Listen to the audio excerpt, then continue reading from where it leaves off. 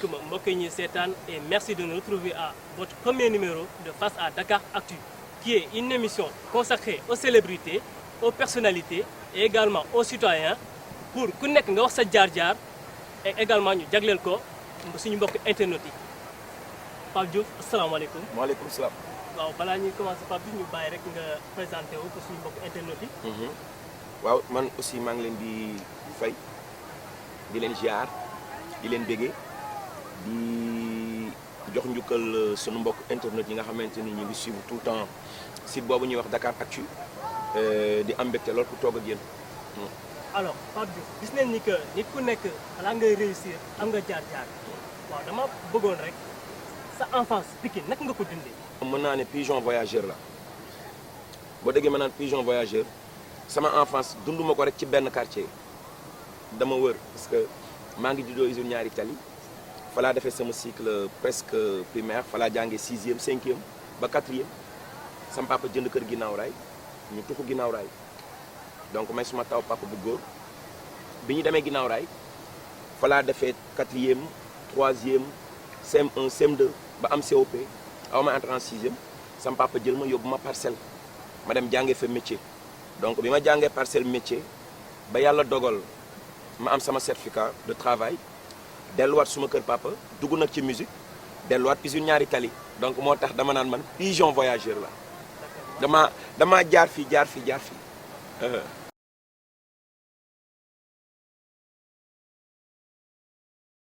du question motivation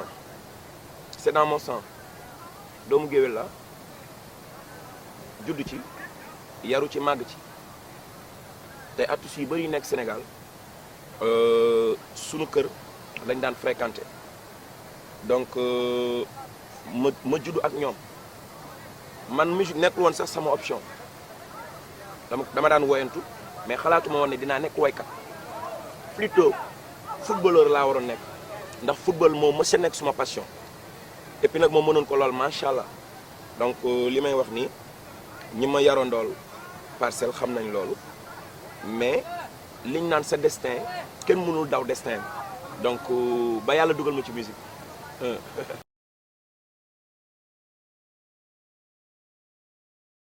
plomberie laa doon def et puis mu nekkoon métier bu ma bëgg ba tey jii may wax ak yow nii métier bu ma bëgg la bu nekk sama xol ma jàng ko 8 ans 7 ans 8 ans sama patron libéré ma jox ma certificat de travail 5e catégorie tey fi may wax ak yow nii suñu demoon ba musique bi metti ba mu leer na ma ni vraiment amatul dara luñ ci mën a am damay dem defi plomberie waaw moom laay def. avant ngay dugg ci musique bi fan nga jaar avant nga dugg ci musique. sama jaar bari na parce que sama enfance dafa metti moo tax léeg-léeg buñ naan Pape carrière am dafa metti dama ci kontaan parce que ci loolu laa juddu dama naan man sama carrière ni mu méttee daf ma neex li may ñaan yàlla rek saa yu ma julee mooy na ma yàlla may doole ju ma ko attanee man loolu laa gëm parce que loo imaginer ci àdduna def naa ko jaay naa omo jaay naa persil jaay naa poro jaay naa yàpp comprendre nga je me rappelle moment bi ñu nekkee ginnaaw raay may jàng école primaire di def 4e primaire amoo woon temps sax pour foog suma ay morom parce que moment boobu c'était difficile sam papa di jaay yàpp bu ngoon jotee su ma wàccee 17h damay ànd ak moom ñu dem Seras mu jënd ñaari xar ma ànd ak moom bu nu ñibbisee timis jot na suñu jullee day guddi ma dem jàng suma ay leçon 22h tëdd naa yeewu 6h du matin jàppale ko ñu fees xar yi mu dem jaay sama yaay dem marché ma dem jël samay kaye ci mbuus laa ko doon def aw moon sax sac pour te dire pour su may dem école def samay kaye ci mbuus su ma wàccee midi au lieu ma ñibbi suñu kër damay dem directement marché pour jàppale sama yaay nekk ak moom ci table bi moom mu mën a dem kër ga pour togg añ suñu paree ñu dem ma añ rek enchaîner demaat jàngi donc ak yeneen ak yeneen ak yoo xam ne sama enfance jaar naa ci dem naa di jaayal sama yaay omo ak dakande dem ba tollu benn moment boo xam ne am naa kersa di dugg suñu koñ sama moroom yi di ma gis dama doon wiiri su ma wiiree ma sànni siwo bi dox ñëw si kër gi tu vois dama naan toog ba guddi jël suma ay yére jël sama ay yére yaay boole ko di ko fóot parce que boobu maa nekk taaw suma ay rakk ay xale lañu tu vois dama daan toog ba guddi du ñu am ndox ma jël ay paan dem teenu siyaan ginnaaw raay li may wax ni bépp nit bu dëkk ginnaaw raay xam nga li may wax boobu robinet yi egseegul foofu y avait pas de courant d'électricité y avait pas d'eau tu vois ma jël paan ak suma ay frères ñu dem ci teen bi di root balaa ñuy pare presque ay 4 heures du matin tout ça je l'ai fait pour ma maman donc man su ma fàttalikoo sama enfance yëpp dama ko xeex pour suma yaay ak suma papa sama enfance yëpp dama ko cheminer et que loolu tey fierté la ci man moo tax ma naan man sama carrière lépp dafa metti waaye nag métit bi saa yi ma julee damay ñaan yàlla ma attan yéen bi waaw donc moo tax suñ ma koy laaj dafa may neex trop. alors dama la bëggoon laaj rek mooy ba nga duggee Lemzo Jamono. naka nga def ba nga nekk leader Lemzo Jamono. waaw Lemzo moom yàlla moo ma fa yóbbu man li ma fa yóbbu sax xaw ma ko man xëy naa ñu jël ma yóbbu ma fa ñu auditionné ma woy yàlla def si sutura ma nekk fa jàng fa métier aussi parce que ku nekk xam na ne Lemzo Jamono daara la Lemzo Jamono école la donc ma jàng fa nag lu bari pour fa expérience donte expérience du doy mais tey dama koy sante yàlla Lamine Faye dama koy wax un grand merci parce que tey jii bu la lekkee alom na ko gërëmee coy il m'a beaucoup appris dans la musique vraiment.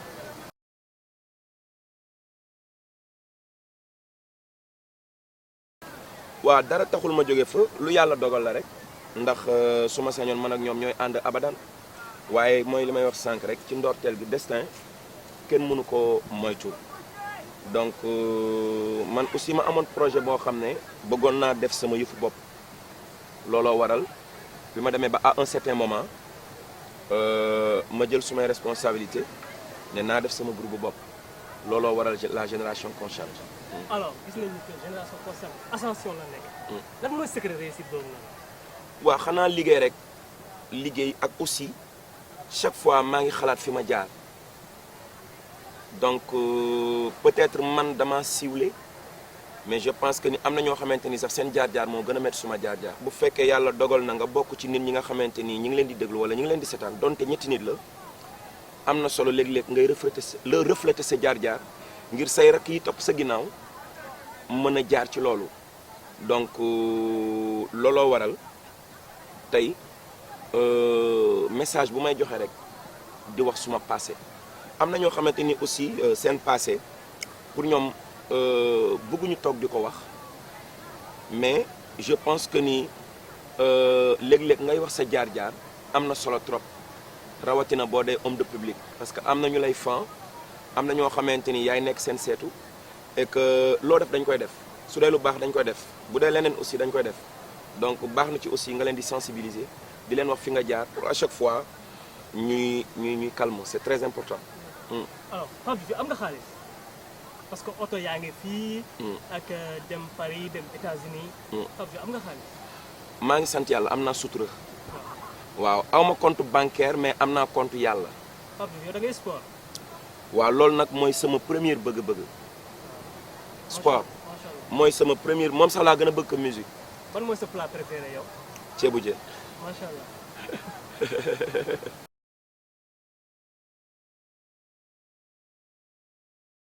bon album yi ma def nag xaw na bari tuuti Lemzo Jamono génne naa fa ñaari album bi ma fa jógee 99 2000 ma samp sama groupe sama premier album bi ma def mi ngi tudd Jugal Daagu deuxième bi mi ngi tudd live vidéo bi troisième bi mi ngi tudd Partir quatrième bi mi ngi tudd Jot na cinquième bi mi ngi tudd Kas-Kas sixième bi moom laay door a génn nii ça fait même pas 2 mois mi ngi tudd Rakkaaju. alors gis nañ ni que sa dernier album Rakkaaju moo ngi bomb dëkk bi macha allah. macha allah alors yow sa objectif mooy nekkoon nga atteindre les 1 million de ventes. da nga di ko mën a atteindre yow. mais bien sûr lu ëpp 1 million sax parce que yàlla moom ñëpp la fi nekkal te saa yoo ko gëmee génn ci donc li tax ma def concept Rakaju caravane Rakaju c'est pas sax à 100% pour vendre l'album mais c'est pour approcher sama public c'est pour approcher fans yi c'est pour approcher askan wi parce que xam nga léeg-léeg nit dina la bëgg a gis te du am occasion gis la soirée lay ñëw day fay wala mu am chance ñëw sa kër gis la wala soit ngeen daje mais comme que Pape Diouf dafa am ñu ko fal te mooy askan wi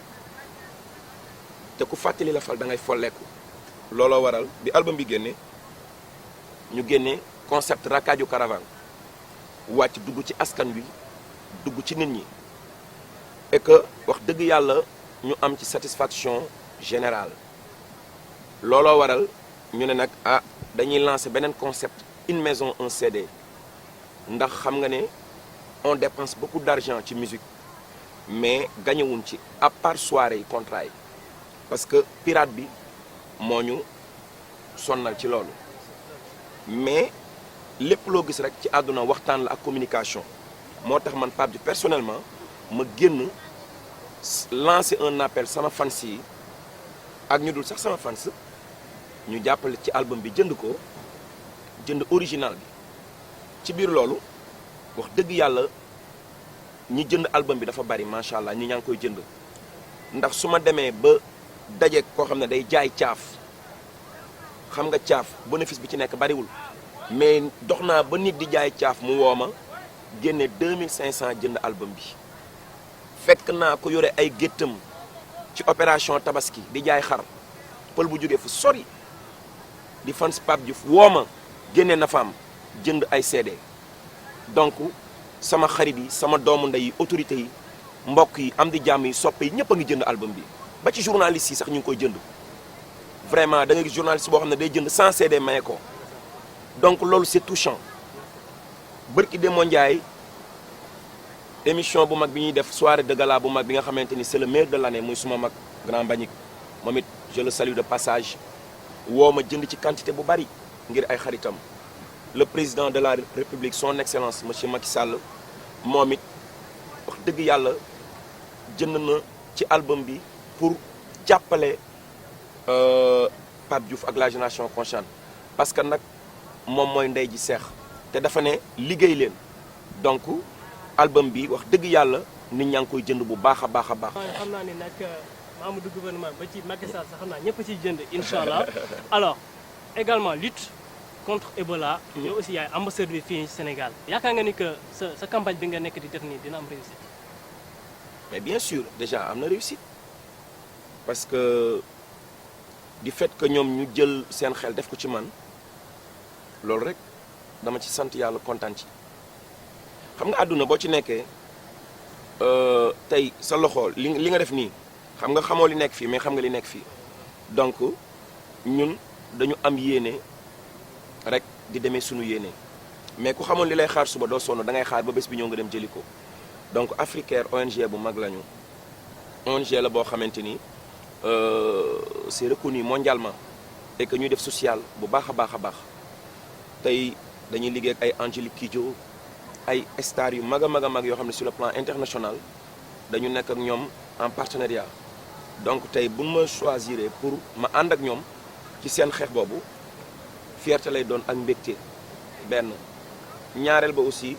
Ebola feebar la boo xamante ni àdduna bi la intéressé àdduna bi yëpp la laal donc je pense que ni xeex la boo xamante ni du Pape Diouf rek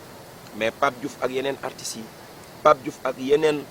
nit ñi nga xamante ni tey ay personnes la ñu nga xamante ni tey am nañu tur donc ñoom la laal et je pense que ni liggéey boo gis compté boo gis ci benn lay tàmbale.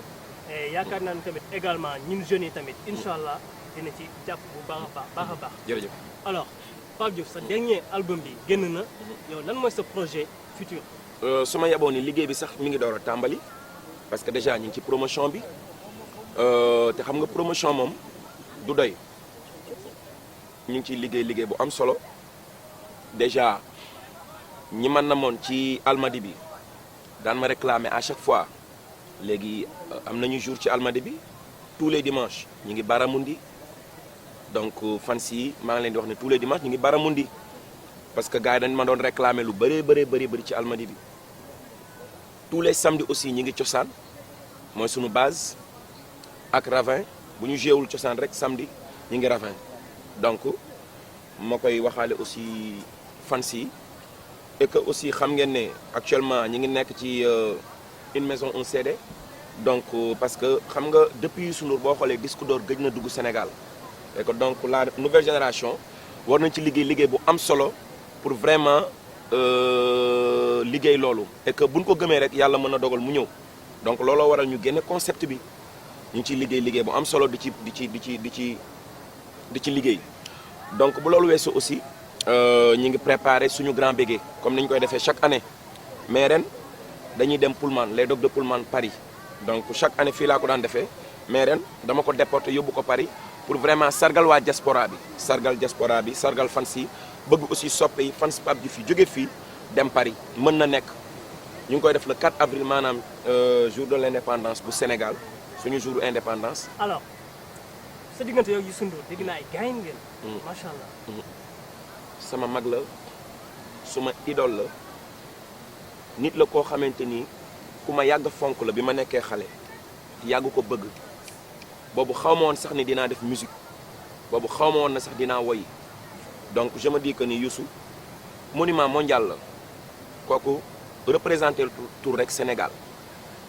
ndax koo xamante ni tey ñëw na président Amérique ñëw na ba teg la loxo nuyu la ne li ngay def neex na ma dama lay suivre donc kooku du sax ndamu Sénégal rek mais ndamu Afrique la donc kooku relation yooyu laa am ak moom.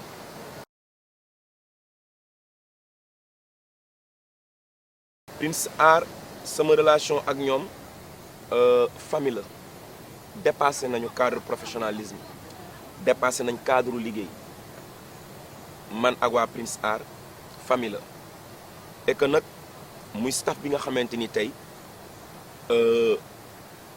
staff bi gën ci staff yi lañu macha allah sur le plan professionnel et sur le plan aussi familial ndax relation yi ma séq ak ñoom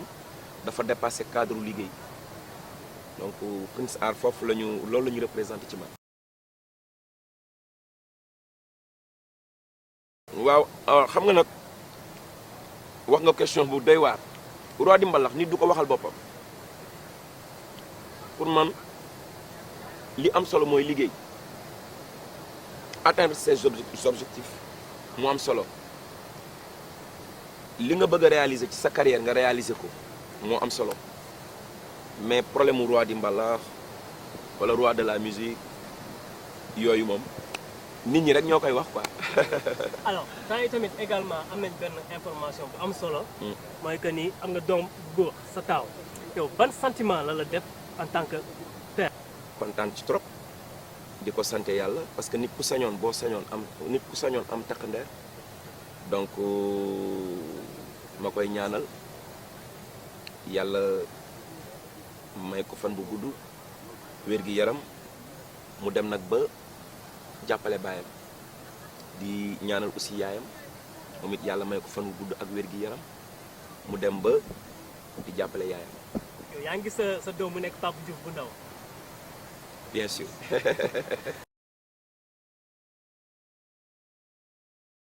waaw xanaa rek kontaan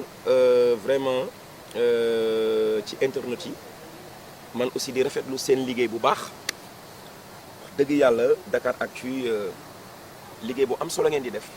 et puis am ngeen visibilité macha allah am ngeen aussi crédibilité et loolu c'est très important di leen wax ne aussi man ubbil naa leen suma ay buntu heure bu ngeen ma soxlaa rek muy guddi di bëccëg je suis là pour vous. xam naa ñun moom incha allah le grand bégué ba ca Paris dinañ ko fekkee incha allah. alors bii nag moo nekkoon suñu première émission face à Dakaractu ñoo ngi gërëm waa King Fahd Palace ñoo ngi gërëm également Pape Diouf on se donne rendez-vous à très bientôt.